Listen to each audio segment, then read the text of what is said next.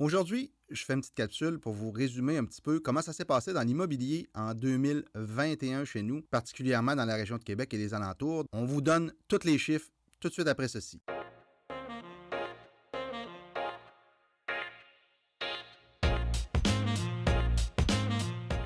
Bonjour, mon nom est Mario Labrec, je suis courtier immobilier chez Remax Accès depuis bientôt 20 ans et dans le fond, je voulais vous donner, c'est la première fois que je fais des capsules, une capsule concernant les statistiques.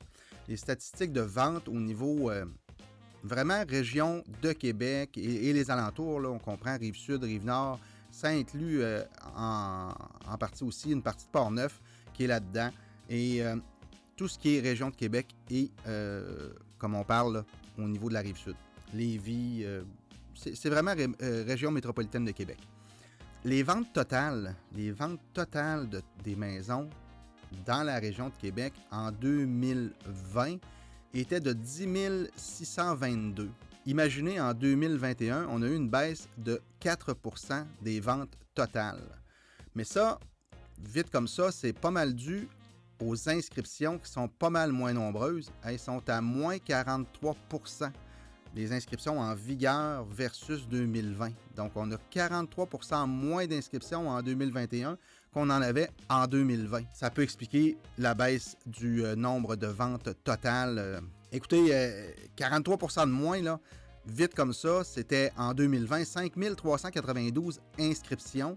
Et en 2021, on en a 3092. On voit tout de suite que c'est pas la moitié, mais on est à 43%, presque la moitié du nombre d'inscriptions totales.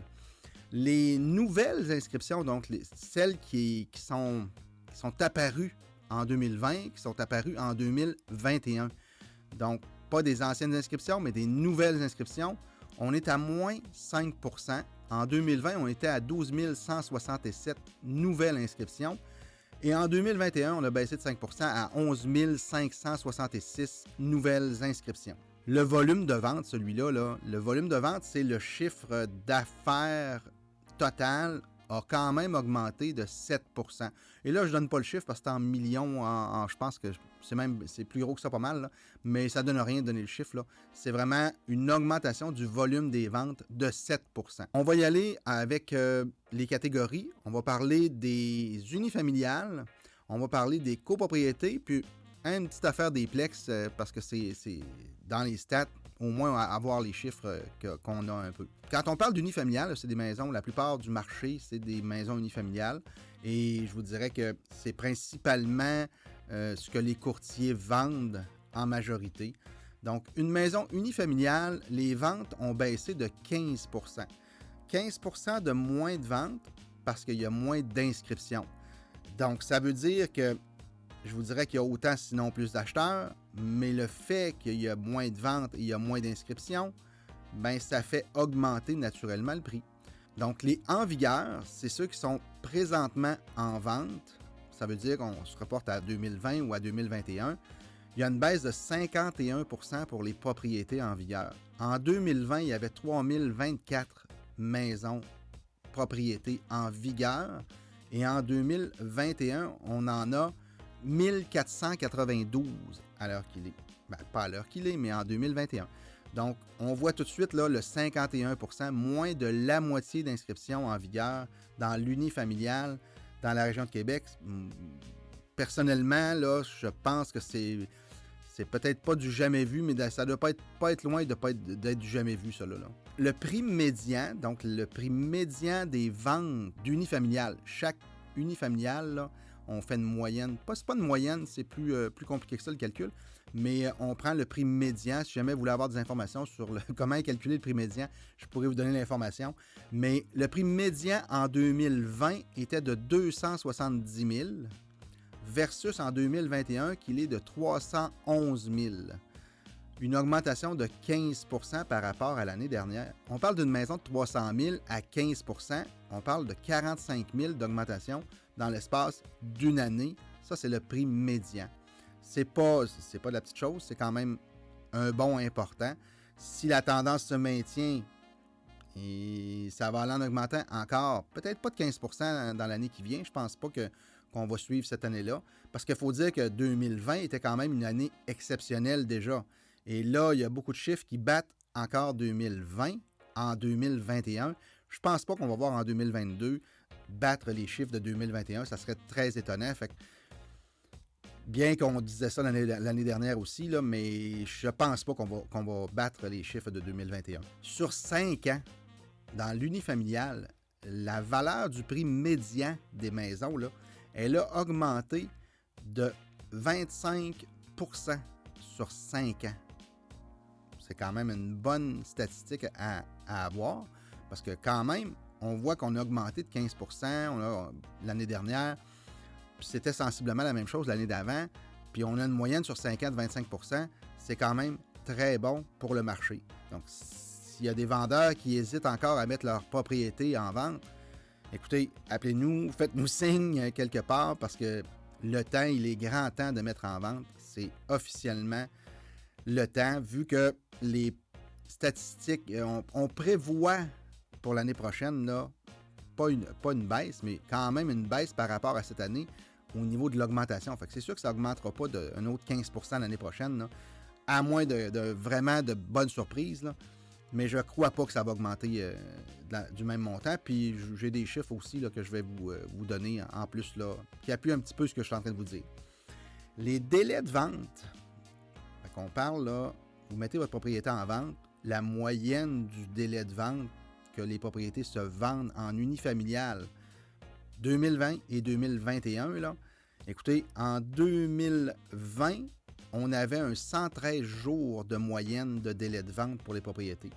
En 2021, on parle de 58 jours. Une baisse énorme pour le délai de vente.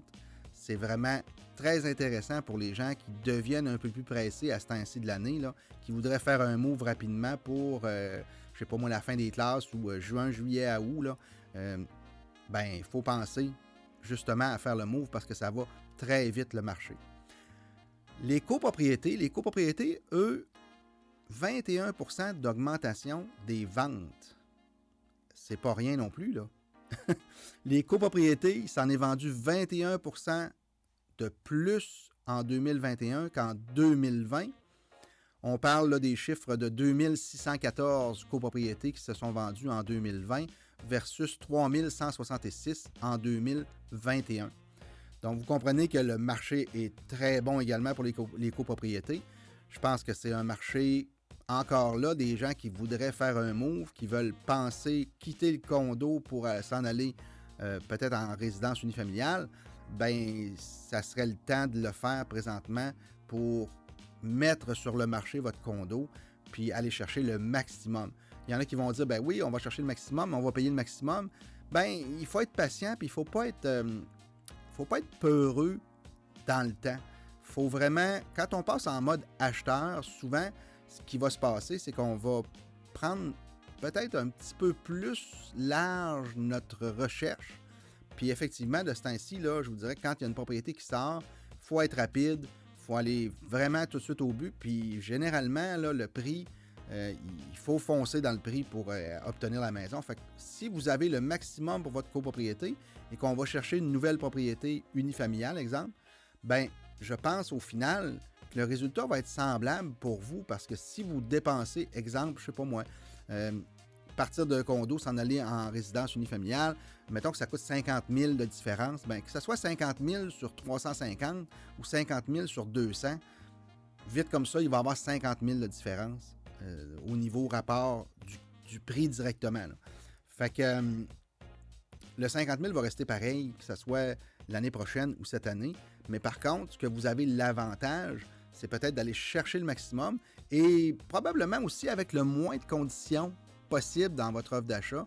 Les gens font sauter les conditions, c'est beaucoup plus rapide pour lever les conditions, pour justement pas perdre une chance d'avoir la bonne propriété. Fait que les acheteurs sont plus lousses, sont plus faciles à ce niveau-là. Le marché est très bon, le marché est excellent, autant au niveau des unifamiliales que des copropriétés. Je vous donne quelques chiffres au niveau des copropriétés également. Les 5 dernières années, on a une moyenne d'augmentation au niveau des copropriétés de 11% du prix médian. Écoutez, c'est vraiment très bon.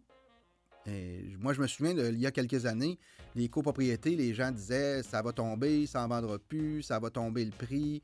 Oui, il y a eu une stagnation parce qu'il y a eu des critères de financement qui sont changés depuis un changement de loi, je pense, au niveau des banques, là. Plusieurs critères de financement ont changé, donc on a perdu une certaine clientèle pour les condos. Ça a fait stagner ce marché-là quelques années, et là, on a vu reprendre ce marché-là. Donc, au cours des 5 dernières années, quand même une augmentation de 11 %. La prévision, elle est quand même de 4 % l'année prochaine, l'augmentation du... Tu sais, c'est pas méchant, là, c'est vraiment très bon. Tu sais, c'est sûr que comparé à 11 %, 4 %, on dit, bon, ben ça va tomber. Non, ça tombe pas, ça augmente quand même de 4 % versus un prix qui avait déjà augmenté de 11 %. Fait que c'est pas méchant. Des inscriptions en vigueur dans les copropriétés, tenez-vous bien, moins de 37 %. On a moins de 37 % de propriétés en copropriété à vendre de 2020 à 2021. En 2020, on avait 1831 copropriétés en vente. On en a eu 1160 en 2021. C'est une baisse de 37 %. Fait que le marché, de là, les inscriptions en vigueur versus les ventes, ben le prix augmente. L'offre et la demande, c'est partout dans le monde, c'est dans tous les domaines, ça ne trompe pas. Le prix médian a quand même augmenté de 9 % lui aussi, 193 000 en 2020 à 210 000 en 2021. Le prix médian des copropriétés, plus 9 % en 2021. Le délai de vente, c'était long, il y a quelques années, vendre un condo, les gens avaient des réticences. On a perdu, comme j'ai dit, un certain marché au niveau du financement, parce que beaucoup de gens qui étaient à loyer s'achetaient un condo, étant donné les taux d'intérêt puis les conditions qu'on avait, ben ça faisait bouger le marché des condos. Les constructeurs se sont mis à faire des condos. Et là, le gouvernement a changé la règle de financement. Pouf, le marché est tombé pendant un bout. Mais on est quand même, on parle là, quand même d'un délai de vente de 49 jours en moins versus l'année dernière. 153 jours de moyen de délai de vente en 2020. On est à 104 jours en 2021 pour le délai de vente. 49 jours de moins, ça commence à paraître. C'est presque 2 mois de différence quand on met notre copropriété en vente versus en 2021 et 2020. On parle un peu des plex. Les plex, la moyenne des plex, le nombre de ventes de plex a augmenté de 11 % en 2021 versus en 2020. Donc, on avait 787 ventes de plex en 2020 et on en a 870 en 2021. Augmentation donc de 11 % des plex, la vente. Les en vigueur, c'est là tout le temps qui est le problème, c'est qu'on est quand même à 14 % en baisse des plex en vigueur. Donc, on manque de plex sur le marché. Il y a des acheteurs, il y a beaucoup de monde qui sont intéressés à investir là-dedans, étant donné la situation présentement. Beaucoup se tournent vers l'immobilier, les terrains, les plex. Je pense que les gens placent leur argent au niveau immobilier présentement depuis quelques années. C'est très bon ce marché-là. Donc, si vous avez des plex, vous avez un duplex, un triplex, peu importe le nombre de logements que vous avez et que vous avez l'intention peut-être de le mettre en vente, ben c'est peut-être la bonne période pour le faire. On le dit là, la situation fait en sorte que les gens placent leur argent, probablement dans l'immobilier en majorité, j'ai l'impression, et ça bouge beaucoup au niveau des plex à ce niveau-là. Donc, moins 14 % des inscriptions en vigueur qu'on parle de plex de 2020 à 2021. Il y en avait 377 en 2020 et il y en avait 325 en 2021. C'est une baisse de 14 %. Un prix médian pour les plex, la valeur a quand même augmenté de 8 %. Un prix médian de 324 900, 325 000 en 2020 versus un 350 000 en 2021. C'est quand même une bonne différence, un 8 % quand on est rendu dans ces montants-là. Ça paraît rapidement sur le portefeuille également. Mais j'imagine que les chiffres aussi de ces plex-là, donc les loyers, sont en augmentation. Vu les prix qui augmentent des bâtisses, bien, automatiquement, les loyers vont augmenter pour couvrir la dette de la bâtisse puis mettre la rentabilité là-dedans. Fait qu'il faut s'attendre que les loyers vont augmenter également. Le délai de vente des Plex, écoutez, on était à 126 en 2020. En 2021, on est passé à 76 jours. C'est une baisse de 50 jours du délai de vente pour un Plex.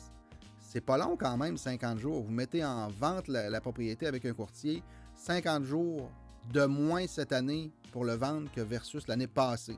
Donc, vous êtes situé rapidement pour votre argent, pour les conditions et tout. Ça va rapidement présentement sur le marché. C'est la première fois, comme j'ai dit, que je faisais une petite capsule sur des statistiques. C'est pas évident, les yeux quittent la caméra pour aller chercher les chiffres. On ne peut pas les apprendre tous par cœur, donc il faut aller chercher nos chiffres. Et j'espère que vous avez apprécié parce que c'est spécial de voir le marché présentement. C'est spécial de voir comment ça se passe versus l'année dernière. C'est vraiment bon pour le marché dans un sens où les prix augmentent. Mais c'est sûr que quand on est acheteur, on a peut-être des réticences à bouger au niveau acheteur parce qu'on dit, le marché va baisser, tout ça, c'est peut-être pas le temps d'acheter.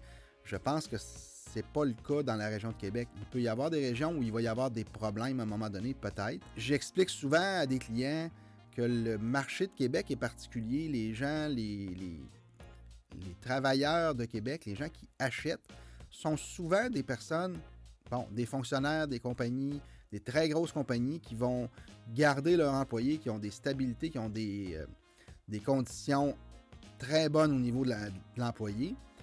Ça fait en sorte que les banques sont plus prêteuses, plus facilement. C'est plus facile d'avoir des prêts. Et le marché est beaucoup plus stable dans la région de Québec à cause de ça. Je donne toujours le même exemple. Souvent, je dis aux gens, nommez une compagnie qui peut fermer demain et qui mettrait à pied 1000 personnes dans la région de Québec. J'en ai pas vu beaucoup, là. C'est compagnie d'assurance, c'est le gouvernement, c'est des fonctionnaires. Fait que c'est très difficile de trouver une compagnie qui va mettre 1000 personnes à pied. C'est pour ça que le marché immobilier qui est à Québec est comme ça. On est chanceux, on n'a pas le même marché que déjà, même si on se rend juste à Montréal. Le marché est très différent à Montréal. Si on s'en va dans l'Ouest, c'est encore pire. Mais à Québec, je pense qu'on a eu plus une correction de marché qu'une bulle immobilière. Ça, c'est mon opinion bien simple. Là. Mais moi, je compare souvent construire une propriété, construire une maison aujourd'hui, combien ça coûte versus qu'est-ce qu'elle vaut présentement. Donc, si elle coûte, je sais pas moi, 300 000 à construire, puis qu'elle en vaut 800, je pense qu'on a un problème. Par contre, dans la région de Québec, je pense que le coût de construction est sensiblement pareil à la valeur d'une propriété dans les mêmes dimensions, dans les mêmes quartiers, tout ça. Là. Fait que ça me fait croire depuis, comme je vous dis, depuis presque 20 ans, que le marché à Québec est là, stable, parce que la bulle n'existe pas à Québec présentement. Moi, je pense plus à une correction du marché qui s'est faite depuis plusieurs années. Même, il y a plusieurs années, il y a eu une correction, il y a eu une certaine correction, mais je me souviens que mes parents avaient acheté en 2002 une propriété à Québec et avaient payé 67 000 et 2 ans plus tard, l'ont revendu 120. Les gens disent, voyons, ça n'a pas de bon sens. Oui, juste 2 ans et presque le double du montant.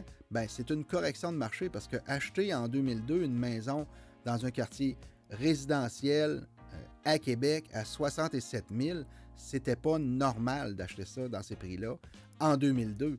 Donc, en 2004, quand ils ont revendu 120, ça devenait un peu plus normal à ce moment-là. Puis c'était encore quand même trop bas 120 versus le coût de construction.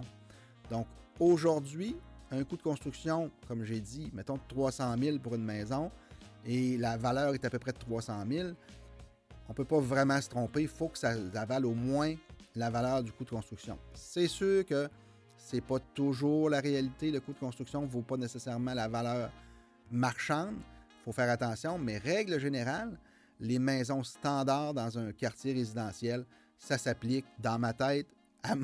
J'ai regardé ça depuis des années et puis j'arrive toujours au même constat. Alors que si on s'en va dans l'Ouest, exemple, on construit une propriété pour 400 000, elle en vaut quasiment automatiquement 450 000.